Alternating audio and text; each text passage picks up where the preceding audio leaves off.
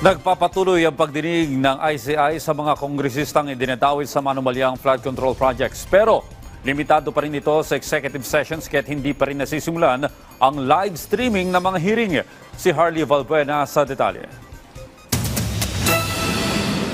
Dalawa pang kongresistang idinadawit sa manumalyang flood control projects ang humarap sa pagdinig ng Independent Commission for Infrastructure, sina Quezon Province 3rd District Representative Reynante Arrogancia at Occidental Mindoro Representative Leo D. Tariela. Kasama sila sa mga pinangalanan ng mag-asawang kontraktor na sina Sara at Curly Discaya na umano'y namomorsyento sa flood control projects.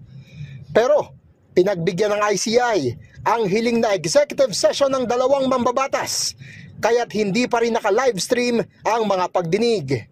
They cited sensitive and private information that might be divulged during their testimonies, and the Commission saw it fit to allow an executive session.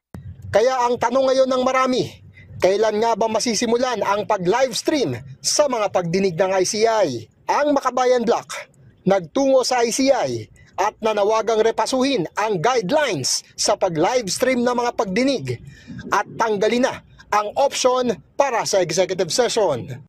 Pag sinabi nating live stream, no, hindi dapat selective yung pagiging live stream niya. No? We have seen other commissions in history na open to the public. Gayunman, nanindigan ng ICI na may batayan ang pagbibigay nila ng executive sessions. I encourage everyone here to read our guidelines because those guidelines are based on law, based on jurisprudence, and even the pronouncements of the Supreme Court. Sa ilalim ng guidelines ng ICI, papayagan ng executive session kung ang testimonya ng isang resource person ay makaapekto sa national security, kung malalagay sa peligro ang kanyang buhay, o kung ang kanyang mga sasabihin ay makahadlang lamang sa investigasyon ng komisyon.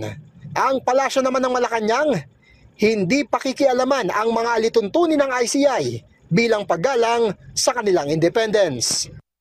Sila po ang magsasagwa ng kanilang mga procedure. At malalaman naman po ng ICI yan kung ano po ang hiling ng tao. At ayon naman sa kanila, may mga legal na basis kung bakit inaalaw nila yung executive sessions. Samantala, hinigpitan na rin ang seguridad sa paligid ng ICI at nag-inspeksyon ang mga tauhan ng K9 unit ng Taguig City Police. Alinsunod daw ito sa direktiba mula sa Camp Crame na suyurin ang lahat ng vital installations ng pamahalaan. Harley Valbuena para sa Pambansang TV sa Bagong Pilipinas.